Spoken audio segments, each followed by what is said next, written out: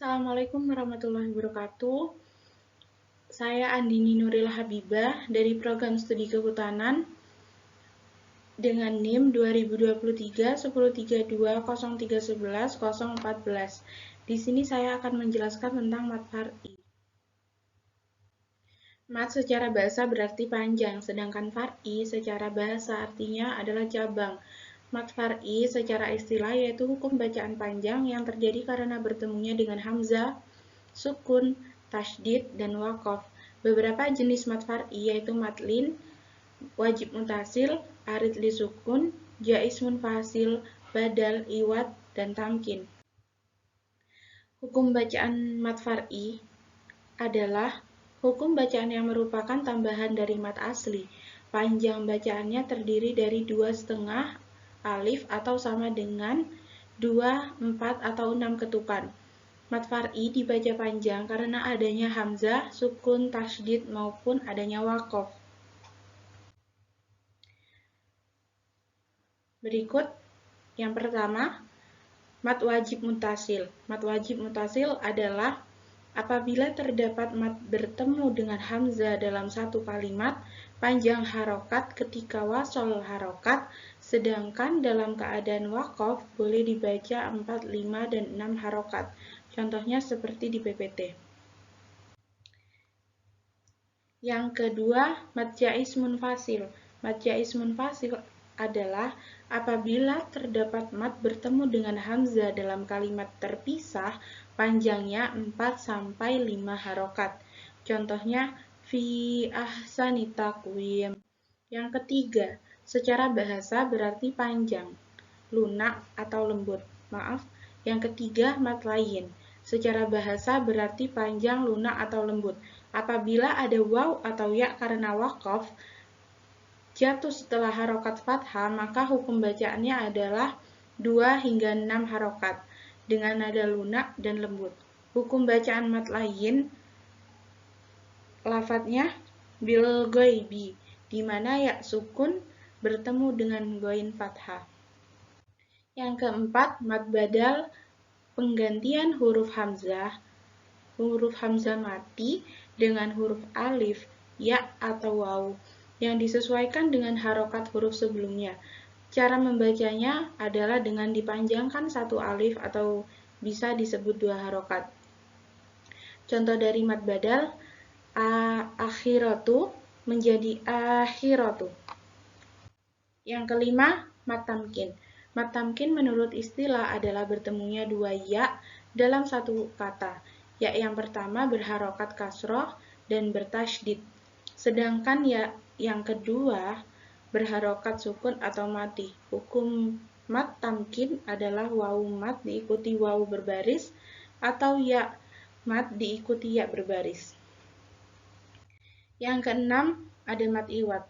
Mat iwad merupakan bacaan panjang pada akhir kata sebagai ganti dari suara tanwin fathah yang tidak lagi berbunyi karena bacaan diwakafkan. Contoh mat iwad dalam ayat tersebut terdapat pada bagian akhir ayat, tepatnya pada bacaan afwaja.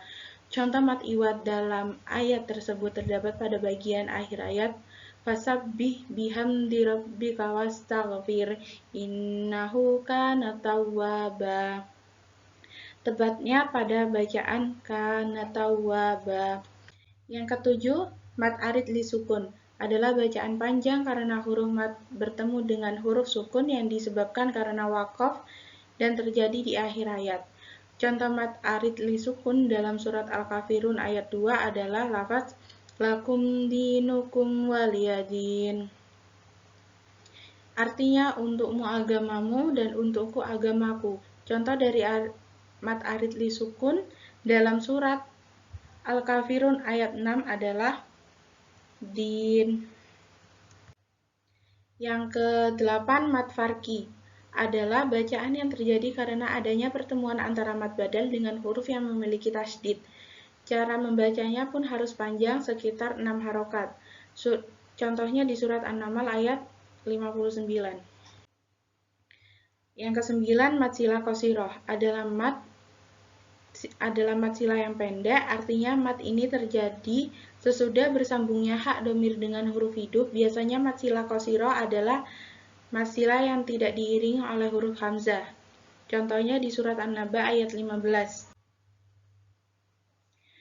Yang ke-10 mad sila tawilah adalah apabila ada hak domir berharokat dhammah maupun kasroh, letaknya di akhir kalimat, tidak dibaca waqaf, tidak dibaca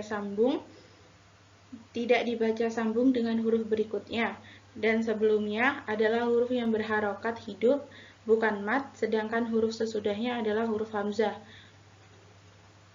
Contohnya seperti yang ada di PPT. Yang ke-11 mad lazim hilmi musakol adalah apabila huruf atau bacaan mad sebelumnya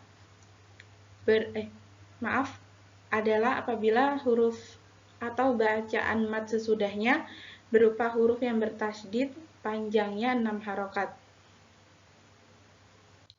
Yang ke-12 mad lazim hilmi muhafaf, yaitu mad badal sesudahnya terdapat huruf sukun panjangnya 6 harokat, dan mad ini hanya terdapat pada surat Yunus ayat 51 dan 91.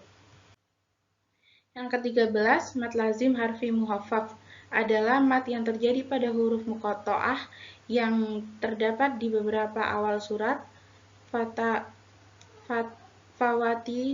fawatihus suwar. Hurufnya adalah mim, kaf, lam, sin, ain, shad, qaf, nun. Cara membaca huruf tersebut sesuai dengan nama hurufnya, dibaca panjang 6 harokat dan diidghamkan. Yang ke-14